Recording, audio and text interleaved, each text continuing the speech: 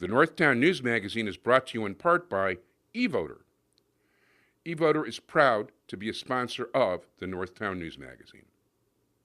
Hi, I'm Marty Levinson. Welcome to the Northtown News Magazine. Hi, I'm Marty Levinson, and welcome to the Northtown News Magazine. Hi, I'm Marty Levinson, and welcome to the Northtown News Magazine. Hey there, I am really Marty Levinson. Don't let anybody fool you. Welcome to the Northtown News Magazine show with the greatest cameraman around, Sonny Hirsch, and your host, Avi Myers.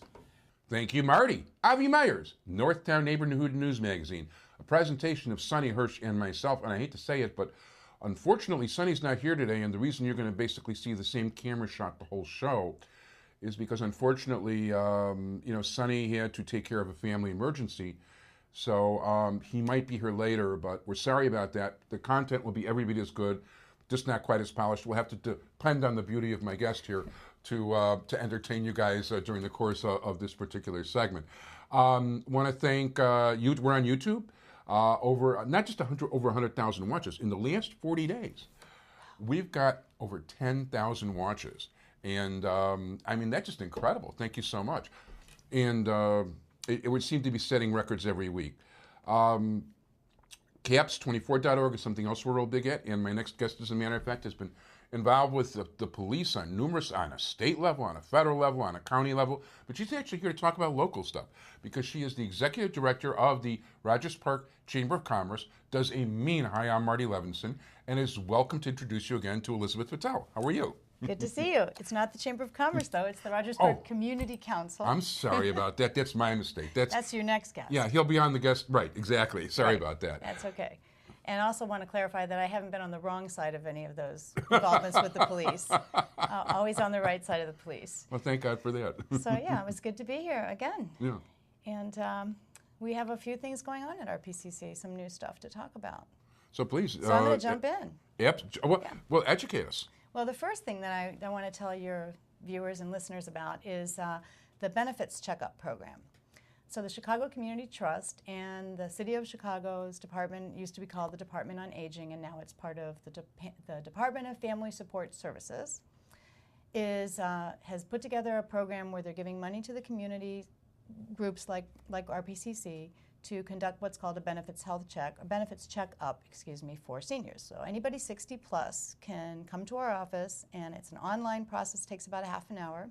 We have a wonderful intern from Loyola named Julie who's doing it, and they have 1,800 benefit programs that you can tap into through this or find out if you're eligible. Is this free or partial? Or? Absolutely free. Wow. So I need to get older. You need to get older. Not everybody's eligible for each thing, but it covers a lot of ground. So there's energy things, there's prescription medication programs, there's help with taxes, like homestead exemptions and things like that. There's even something called America the Beautiful, which is a free pass for certain historic sites in the U.S. Nice. for seniors. So it's really cool. And we really recommend that people do that. So what we're doing is we're having Mondays and Wednesdays from 12 to 6. Julie's there, that's a long day. Yeah. And also on Tuesdays and Thursdays from 3 to 6. So anybody 60 or older, or if you have someone in your family 60 or older, call 773-338-7722 extension 11 and set up an appointment. So that's really, I think, a very nice program. Where is there? There, 1530 West Morse in East Rogers Park. So basically, that's just a little bit east of Ashland. Just a little bit east of Ashland. On Morse. On Morse, yeah. And where's it in relation to Clark and all that? About a block and a half, 2 blocks east of Clark. So it's east of Clark. Okay, gotcha. Right. Okay, yeah, I was walking in the wilds of the civilization's east yesterday. I was up and down Clark Street, so... yeah, there's a lot of good stuff going on Clark Street. Yeah. And then I also wanted to tell... Great place for Mexican cilantro. Go ahead. Yes, you mentioned a place of business, and we can't endorse different places of business, but I will say, without naming it, there's also a market on Morse that has great Mexican cilantro. Okay. Just a half a block away from our office. Gotcha. So you can always comparison shop. Also, Rogers Park Community Council has a history of serving as a fiscal agent for different groups who don't yet have their not-for-profit exempt status, 501c3 status. And we've had a relationship with a group called YWAT, the Young Women's Action Team, for several years now. And its founder, Mariam Kaba, has gone on to start a new project, which is Restorative Justice. And I don't know if you're familiar with that concept. No, actually, the concept a little bit. Tell us. Well, it's called... Assume that these people don't. We're going to assume that these people don't, but 'Cause there I are mostly probably don't. people who know a lot more than I do. Project NIA, and NIA is a Swahili word that means with purpose. And the idea of restorative justice is that instead of sending, in this particular case, youth through the traditional justice system, which can sometimes produce pretty negative results in the long run, it's the kids are diverted to a community process where the community, including whoever it is that was injured by the act, decides kind of what's going to happen next. And Oh, cool. you try to restore the youth to a better place in society, and the punishment, if you want to call it that, is reasonable, and it has something to do with kind of fitting the crime, you know, instead of just being arbitrary. And really, it's not about punishment; it's about restoration. So the Like, mission. for instance, if a kid would, like, do graffiti, he'd have to rub off a bunch of graffiti? Well, I think that's kind of the idea. It's a good example. It's just getting started. They're funded by a grant from the Staines Foundation and some private donors. And the mission is basically That's the state senator, Staines? it's her family. Okay. It's to develop support networks for at-risk youth and youth who are already involved in the criminal justice system by community engagement, education, capacity building, and community-focused response. So they have something called Peace Circle, and they have just different community-oriented ways of dealing with at-risk youth. Now, naturally, these aren't going to be your recidivists or your extremely violent offenders. It's kids who have a chance of being helped by this. And so I've been asked to tell you that the Juvenile Expungement Help Desk, which is one of NIA's projects, and that's to remove certain offenses that by law you can have removed from your record after a certain amount of time, is open on Thursdays from 5:30 to 8 and Saturdays from 10 to 1 at 7035 North Clark Street. And if anyone is interested in that, you need to bring your arrest record, and for more information, call 773-556-8279. We also have counseling for youth open at our office at 1530 West Morse on Tuesdays. You need to call for an appointment for that. And the name of the lady who is doing that counseling is Clay, and she's at 773-474-3962. And if any of this information you need to hear it again, you can just call our office, which is 773-338-RPCC. Pretty good. We also have another new program from the city, and this one is through the City of Chicago and the American Reinvestment and Recovery Act, aka the stimulus Gotcha. money. And so we have hired a new member of our team we're very happy to have. His name is Dan Kleinman. He comes to us via the Edgewater Community Council. He worked there in their housing program. And this program is specifically to address the needs of renters affected by foreclosure. Oh. So this is a group of people who traditionally have not, well, when I say traditionally, in the context of the current crisis, have kind of fallen by the wayside. Are you talking about people that, you know, not condo people, but like somebody's apartment building gets foreclosed? And Tom Dart was dealing with that a little bit, too. He definitely was, Yeah. and he was dealing with it very proactively. He was Yeah. refusing to evict people who were evicted because their landlords had gone into foreclosure, even though they were still paying their rent, Yeah. which has been happening.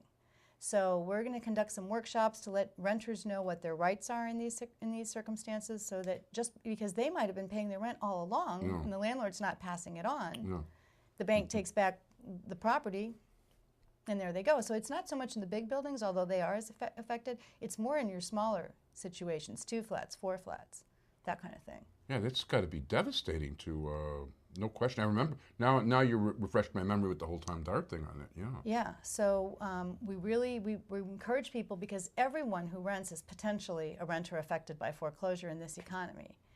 So we're having some workshops. They're going to be at our office, 1530 West Morse, on Thursday, March 11th at 6:30, and also on Tuesday, March 16th at 6:30. And all of this information is also on our website, which is www.rogerspark.org.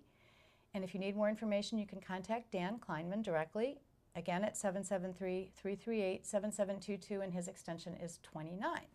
Very good. So that's all of our new stuff. And then I also wanted to touch on a couple of important things. One is a community event that we're going to do for the 3rd year in a row, the North Lakeshore Earth Day.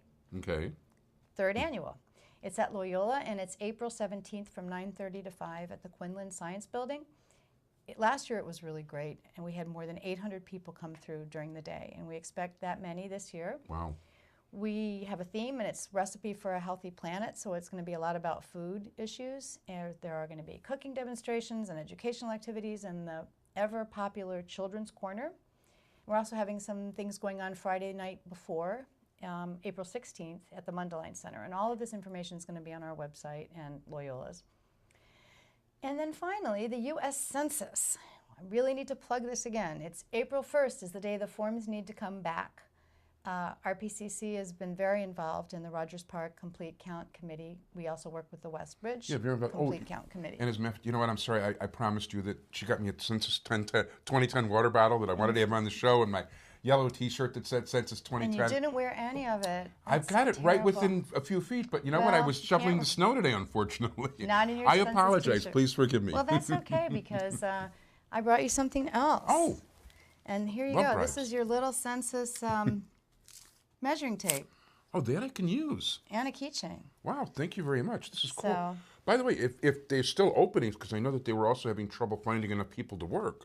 Yes, there are still openings. There's actually, I know there's tests, there's practice tests at Census 2010 that people can check out. And I know they give them at the Rogers Park Library on Clark Street and at Devon Bank over here. Yes, and these are good paying jobs. They pay 18 upwards. and a quarter an hour. Right. So it's really a good thing to look into, anybody who is interested in some temporary work. But also our office is going to be what we call a QAC, a Questionnaire Assistance Center, and that's going to be starting in March. There are going to be census employees there to help answer questions if anyone has any about the form itself after they get it, although it's a very simple form. Very good. And I have no idea what that beep was. Well, if it doesn't mean we're out of time. No, it doesn't mean we're out of time. It doesn't work that way. We've got about a minute. I have one more thing, Sure. and that is we have a very active and wonderful new board at RPCC, and they are, as one of their new proactive activities, revamping our communication system. So we want to encourage everyone to go to the website at www.rogerspark.org and sign up for newsletters, because we're going to start really sending out some nice new kind of 21st century stuff. Cool. Because just because our organization is 58, 59 years old doesn't mean we have to communicate using those methods. No, not at all. As a matter of fact, the more modern you get, the better. So we're pumping it up. Yeah, for sure. That sounds great. Phone number-wise, it's 338-7722, 773? 338-7722. Yeah. Okay, and I want to thank very much Elizabeth A. Vitell, the Executive Director of the Rogers Park Community Council. Thank you. And sorry about blowing that before. No problem. And you're always welcome back. Thank you so much for being here. Thank you, Avi.